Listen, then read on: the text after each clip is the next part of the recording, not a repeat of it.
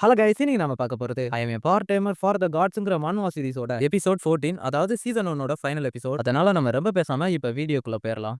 எடுத்த உடனே நம்ம ஹீரோ மயக்கத்துல இருந்து கண் முழிக்கிறான். பார்த்தா தலைவன் பொசைடனுக்கு முன்னாடி உட்கார்ந்துட்டு இருக்கான். அவனோட கையை கட்டி போட்டுருக்காங்க. பொசைடன் நம்ம ஹீரோவை பார்த்து, ஒரு வழியா நீ எந்திரிச்சிட்ட. மொத விஷயம், எனக்காக நெப்டியூனை தோக்கடிச்சதுக்கு ரொம்பவும் நன்றி. அப்புறம் நான் உங்ககிட்ட ஒரு கேள்வி கேட்கணும் அப்படின்னு அந்த மனுஷன் சொல்ல நம்ம ஹீரோக்கு ஒன்றும் புரியல. ஏன்னா பையன் இப்பதான் மயக்கத்துல இருந்து எந்திரிச்சிருக்கான். அதுக்குள்ளே இப்படி கையை கட்டி போட்டு பேசினா எப்படி புரியும்? வேலை பொசைடன் மூஞ்ச கொடூரமா வச்சுக்கிட்டு நம்ம ஹீரோ கிட்ட பேச ஆரம்பிக்காரு. நீ நெப்டியூன் அழிச்சதுக்கு அப்புறம் அவனோட முக்காவாசி பவர் என்கிட்ட திரும்ப வந்துருச்சு. ஆனா நெப்டியூன் மேல ஃபைனல் அட்டாக்க நீ பண்ணப்போ அவனோட பவர்ல ஒரு பகுதி மட்டும் உனக்குள்ள போயிருச்சு. அந்த ஒரு பவர் போது இந்த உலகத்தை ஆட்டி படைக்க அப்படின்னு அவர் சொன்னதுமே நம்ம ஹீரோட சிஸ்டம்ல யாரோ ஒரு ஆள் கொலை பண்ற நோக்கத்தோட இருக்காங்க அப்படின்னு சொல்லிட்டு டிடெக்ட் பண்ணுது. அப்பெல்லாம் பொசைடனோட மூஞ்ச பார்க்கணுமே, கொலை வெறியோட நம்ம ஹீரோவை பார்த்து, சோ நான் கேட்கறது ரொம்பவும் சிம்பிளான ஒரு கொஸ்டின் தான். அந்த பவரை வச்சு நீ என்ன பண்ண போற அப்படின்னு சொல்லிட்டு அவர் கேட்க, சிஸ்டம் பார்த்தா ஐஸ் ஆஃப் தி ஓஷன் டெப்த்ங்கிற ஸ்கில்ல பொசைடன் உங்க மேல பயன்படுத்திருக்காரு அப்படின்னு சொல்லி போடுது. அதை பார்த்தது நம்ம ஹீரோக்கு புரிஞ்சு போயிருது, அவர் நம்மள டெஸ்ட் பண்றாருன்னு சொல்லி. சோ இந்த இடத்துல போய் சொல்ல முடியாது. அப்படி மட்டும் கரெக்டான பதில் இந்த இடத்துல நான் சொல்லலனா கண்டிப்பா பொசைடன் என்னை கொன்றுவாரு. இப்படி எல்லா விஷயத்தையும் யோசிச்சு பார்த்து நம்ம ஹீரோ பொசைடனை பார்த்து, நான் ஒன்னும் நெப்டியூனோட பவருக்காக நெப்டியூனை டிஃபீட் பண்ணல. நீங்க அலோவ் பண்ணீங்கன்னா அந்த பவரை யூஸ் பண்ணி மத்தவங்க எல்லாம் என்னை அக்னாலேஜ் பண்ற மாதிரி ஒரு நல்ல கடவுளா இருப்பேன் அப்படின்னு நம்ம ஹீரோ பதில் சொல்ல, அதை கேட்டு அவரு, எல்லா காட்ஸாலையும் அக்னாலேஜ் பண்ற மாதிரியா அப்படின்னு சொல்லிட்டு மனசுக்குள்ள, இந்த பையனை பாக்குறதுக்கு ரொம்ப வருஷத்துக்கு முன்னாடி என்னைய பார்த்த மாதிரியே இருக்கு. அவனோட இன்னசென்ட்டான பேச்சு என்னன்னு தெரியல, அவனை பார்க்கையில புதுசா பிறந்த ஒரு கடவுளை பாக்குற மாதிரி தோணுது அப்படின்னு சொல்லி நினைச்சவரு நம்ம ஹீரோவை பார்த்து, நீ பேசுறது வெள்ளந்தியாவும் வெளிப்படையாவும் இருக்கு. அப்ப கேட்ட தோக்கடிச்ச ஒரு டேலண்டான கடவுளையும் நான் பார்த்திருக்கேன். இந்த மாதிரி சூழ்நிலையில கொண்டாடாம இருந்தா இப்படி அப்படின்னு சொல்லிட்டு பார்ட்டியை ஸ்டார்ட் பண்ணுங்களேன் அப்படின்னு சொல்லிட்டு அவர் கத்துறாரு. அப்படி அவர் கத்துனது இருக்கிற எல்லாரும் கண்ணா அப்படின்னு கத்திக்கிட்டே சாப்பிட்டு சந்தோஷமா பார்ட்டியை என்ஜாய் பண்ண ஆரம்பிக்காங்க. நம்ம ஹீரோ சியல்ஜோவை பார்க்கலாம் அப்படின்னு சொல்லிட்டு வந்து அவளை பார்த்து, நம்ம கொஞ்ச நேரம் பேசலாமா அப்படின்னு சொல்லி கேட்க, அதுக்குள்ள ஸ்னோய் போய் அவகிட்ட ஒட்டிக்குது. அவ உட்காந்து கொஞ்சிக்கிட்டு இருக்கா, நம்ம ஹீரோ பேசுறத கண்டுக்காம. அவன் உட்காந்து கண்ணா பின்னாடி கத்திக்கிட்டு இருக்கா. ஸ்னோய் திரும்பவா, நான் அவ கூட பேசணும் அப்படின்னு சொல்லி கேட்க, ஸ்னோய் மூஞ்சி திருப்பிக்குது. அதை பார்த்த நம்ம ஹீரோ, இவன் யாரு கூடயும் ஒட்ட மாட்டான், சியல்ஜோ கூட மட்டும் எதுக்கு இப்படி ஒட்டிக்கிறான் அப்படின்னு சொல்லிட்டு விரக்தியில நின்னுகிட்டு இருக்கான். சரி இதுக்கப்புறமாச்சும் பேசலாம் அப்படின்னு சொல்லிட்டு நம்ம ஹீரோ ட்ரை பண்ணல. சியல்ஜோக்கு அந்த இடத்துல நிறைய ஃபேன் கேர்ள்ஸ் இருக்காங்க போல. நம்ம ஹீரோ அடிச்சு தள்ளிட்டு அவளை பாக்குறதுக்காக முன்னாடி போயிருந்தாங்க. நம்ம ஹீரோவும் எவ்வளவோ ட்ரை பண்றேன், நான் அவகிட்ட பேசணும் அப்படின்னு சொல்லிட்டு, அதுக்குள்ள பொசைடன் நம்ம ஹீரோக்கு பின்னாடி வந்து, நீ இங்க தான் இருக்கியா, வா நம்ம ட்ரிங்க்ஸ் சாப்பிட்டுக்கிட்டே சாவகாசமா பேசுவோம் அப்படின்னு சொல்லிட்டு இழுத்துட்டு போறாரு. அதை கேட்ட நம்ம ஹீரோ, இல்ல நான் வரல, ரெஃப்யூஸ் பண்றேன் அப்படின்னு சொல்றான். அதை கேட்ட அந்த மனுஷன், பரவாயில்லையே நீ நல்லா ஸ்ட்ரைட் ஃபார்வர்டா பேசுறாது, எனக்கு ரொம்ப பிடிச்சிருக்கு அப்படின்னு சொல்லிட்டு இன்னும் இழுத்துட்டு போறாரு. கதறிக்கிட்டு போற நம்ம ஹீரோவை பார்த்த சியல்ஜோ, நம்ம ரொம்ப சீக்கிரமா சந்திச்சிட்டோம், ஆனா இந்த லைஃப் டைம்லயாச்சும் அந்த விஷயத்தை நம்ம சேர்ந்து சாதிக்கணும் அப்படின்னு சொல்லி ஒரு விஷயத்தை மென்ஷன் பண்றான். அப்படியே அவளோட ஸ்டாட்ஸை காட்டுறாங்க. ஜோசியோல்னு போட்டு ஹியூமன் போட்டுருக்கு. ஆக்குபேஷன் மிட் ரேங்க் காடா இருக்கா. அப்புறம் அவளோட title god of reincarnation, god of ரீபிரத்னு நிறைய விஷயம் போட்டிருக்கு. அடுத்த விண்டோ தான் ரொம்ப முக்கியமான விண்டோ. இந்த லைஃப் டைம்லயாச்சும் அதை சாதிக்கணும்னு சொன்னால, அதுக்கான காரணம் இது அவளோட 1869வது ரிவைவல், ரீஇன்கார்னேஷன் இல்லனா ரீபிரத் இத்தனை வாட்டி ஆயிருக்கலாம்னு சொல்லலாம். இப்ப நடக்கிற விஷயங்களை வச்சு பார்க்கும்போது எனக்கு அதுதான் புரிஞ்சிருக்கு. இப்ப அப்படியே ஹியூமன் வேர்ல்ட காட்டாங்க. நம்ம ஹீரோக்கான அந்த ஹண்டர் லைசன்ஸை கொடுத்துட்டாங்க. ஃபர்ஸ்ட் ட்ரெயிலே நம்ம ஹீரோவை 6 ஸ்டார் ஹண்டர்னு மென்ஷன் பண்றாங்க. அதை பார்த்து நம்ம ஹீரோ பரவாயில்லையே அப்படின்னு சொல்லிட்டு ஒரு விஷயத்த சொல்ல ஆரம்பிக்கா. என்னன்னா மொத்தமா 9 ஸ்டார்ஸ் இருக்கு. அதுலயும் 5 ஸ்டாருக்கு மேல உள்ள ஹண்டர் கொரியால வெறும் 13 பேர் தான். அதனாலதான் ஃபர்ஸ்ட் ட்ரெயிலே 6 ஸ்டார் ஹண்டரா மாறது ஒரு ஆச்சரியப்படக்கூடிய விஷயம். அப்பே அந்த ஜியாங்னு ஒருத்தர்னால அவன் நம்ம ஹீரோ ஹண்டரா மாறின விஷயத்தை பார்த்து வயித்தறிச்சலா வாரி கொட்டிக்கிட்டு இருக்கான். அதை பார்த்தா நம்ம ஹீரோ, இந்த பைத்து இன்னும் திருந்தலையா அப்படின்னு சொல்லிட்டு அவனை இக்னோர் பண்ணிட்டு அந்த இடத்த விட்டு நடந்து போகையில ஸ்னோய் கொஞ்சம் ஹெவியா இருக்கிற மாதிரி தெரியுது. அதை பார்த்தா நம்ம ஹீரோ மனசுக்குள்ள, ஸ்னோய் லெவலப் ஆயிருக்கு, அதே போல அது சியோல்ஜோ கூட அதிகமா அட்டாச் ஆயிருச்சு, இப்படியே போச்சுனா அது என்னை விட்டு போயிருமோ அப்படின்னு சொல்லிட்டு மனசுக்குள்ள நினைச்சிட்டு ஸ்னோயை பார்த்து, உனக்கு சியோல்ஜோவை விட அப்பாவை தானே ரொம்ப பிடிக்கும் அப்படின்ற மாதிரி கேட்க, அதுவும் ஆமான்ற மணிக்கு மண்டையாட்டுது. அப்பெல்லாம் பின்னாடி இருந்து ஒரு சவுண்ட், யாருன்னு பார்த்தா சியோல்ஜோ. அவன் நம்ம ஹீரோ பண்ற விஷயங்களை பார்த்து, உன்னை பாக்குறதுக்கு நல்ல மணிக்கு தெரியுது, ஆனா இது ரொம்ப நாளைக்கு நிலைக்காது. உங்ககிட்ட நான் ப்ராமிஸ் பண்ண மணிக்கு இங்க என்ன நடக்குன்ற விஷயத்த நான் உங்ககிட்ட சொல்றேன். அதுதான் இந்த உலகத்தை அழிக்கக்கூடிய ராக்னாராக்க பத்தின விஷயம் அப்படின்னு அவ சொல்ல, சீனை கட் பண்ணி அப்படியே கார்ல காட்டுறாங்க. நம்ம ஹீரோ சியோல்ஜோவை பார்த்து, ரொம்ப நாளாவே உன் மேல எனக்கு ஒரு டவுட் இருந்துச்சு, முதல்ல நீ யார் அப்படின்னு சொல்லி கேட்க, அதை கேட்டாவ, கேட்கறதுக்கு நிறைய விஷயம் இருந்தாலும் உனக்கு இதைத்தான் தெரிஞ்சுக்கணும்னு ஆசையா இருந்துச்சுன்னா நான் சொல்றேன் அப்படின்னு சொல்லிட்டு சொல்ல ஆரம்பிக்கா. ஒரு வருஷத்துக்கு முன்னாடி என்னோட கண்ணு முன்னாடி ஜாப் விண்டோ அப்பியர் ஆச்சு. அதை பயன்படுத்தி ஒர்க்கை முடிச்சு ரிவார்டை கிளைம் பண்ணி ஒரு ஸ்ட்ராங்கான ஆளா மாறினேன். அதுக்கப்புறம் மிட் ரேங்க் கார்டா நான் மாறினதுக்கு அப்புறம் எனக்கு கிடைச்ச எக்கச்சக்கமான எபிலிட்டியில எனக்கு ஒரு ஸ்ட்ரேஞ்சான எபிலிட்டி கிடைச்சிச்சு. அதுக்கு பேர் தான் ஃபோர் சைட் அப்படின்னு அவ சொல்ல, நம்ம ஹீரோ கேட்டுட்டு ஃபோர் சைட் அப்படின்னு சொல்லிட்டு ஆச்சரியப்படுறா. ஆமா, அதை பயன்படுத்தி என்னால எதிர்காலத்தை பார்க்க முடியும், ஆனா இன்னுமே எனக்கு அந்த எபிலிட்டியை பத்தி முழுசா எந்த ஒரு விஷயமும் தெரியாது, ஆனா அதை பயன்படுத்தி நான் ஒரு முக்கியமான எதிர்காலத்தை பார்த்தேன். அதுதான் கடவுள்களுக்கு இடையில நடக்க போறப்போ, அது நடக்கிறதுக்கு இன்னும் ரொம்ப காலம் இல்ல, சீக்கிரமா நடக்க போகுது அப்படின்னு சொன்னவன் அந்த கடவுள்களை பத்தி சொல்ல ஆரம்பிக்கா. இந்த உலகத்துல எக்கச்சக்கமான மித்தாலஜிஸ் இருக்கு, அதுல எக்கச்சக்கமான கடவுள்கள் இருக்காங்க. உதாரணத்துக்கு ஜூஸ், நெப்டியூன், போசைடன், ஹேடிஸ், இந்த மாதிரி பற்பல கடவுள்கள் இருக்காங்க. ஆனா மக்கள் எல்லாரும் கடவுள்கள்னாலே ஒருத்தங்க தான் அப்படின்னு சொல்லி சிம்பிளா கடவுள்னு முடிச்சிருவாங்க. ஆனா அது அப்படி கிடையாது. ஒவ்வொருத்தங்களுக்கும் தனித்தனி ஐடென்டிட்டி இருக்கு. அதோட கடவுள்கள் எல்லாம் உயிரோட இருக்கிறதுக்கான காரணமே மக்கள் அவங்களெல்லாம் வழிபடுற